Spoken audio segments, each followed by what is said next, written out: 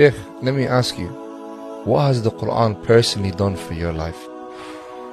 How else can we answer that question? Allah, it's done everything. What hasn't the Quran done to life as we know it? Don't make it specific to my life or your life or anyone's life. What hasn't the Quran done to life as we know it?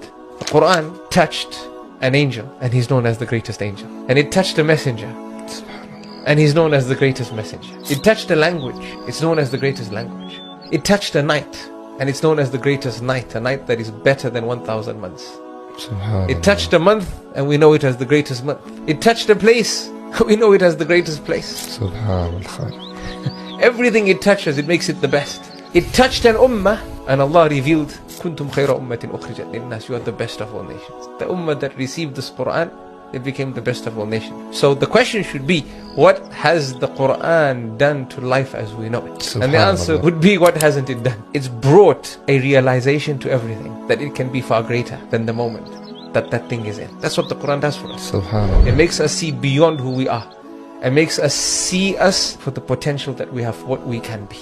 And wallahi, you read the Quran whilst driving, and that verse rubs you in a particular way. You read the same verse when you're in the air, subhanallah, and you get a different realization and message from the verse. It's truly the gift that keeps gifting. Wallahi, every book in your life, and we've gathered many books in our life: math, science, geography, history, chemistry, physics, productivity books in the dozens.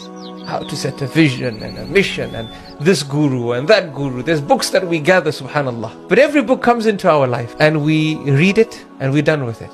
At the end, it either sits on a shelf because we just like to look at it, or we give it to someone else to read, or we sell it, the second hand market, or we throw it away. Every book, think about every book that's come across your hand, your table, in your life.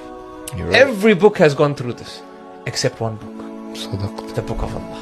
You read it, and you start reading it again, never feeling like you've read it, knowing that you're going to learn from it something that you didn't learn in your last reading. You never ever feel like you've read it. It's truly the gift that keeps gifting. So every book comes and goes, illa kitabullah, except the book of Allah subhanahu wa ta'ala. It's before every book and above every book. We can go on. As the Sahaba described the Quran, it's the straight path. It's the mighty rope of Allah. It is the wise guide. That's the Quran.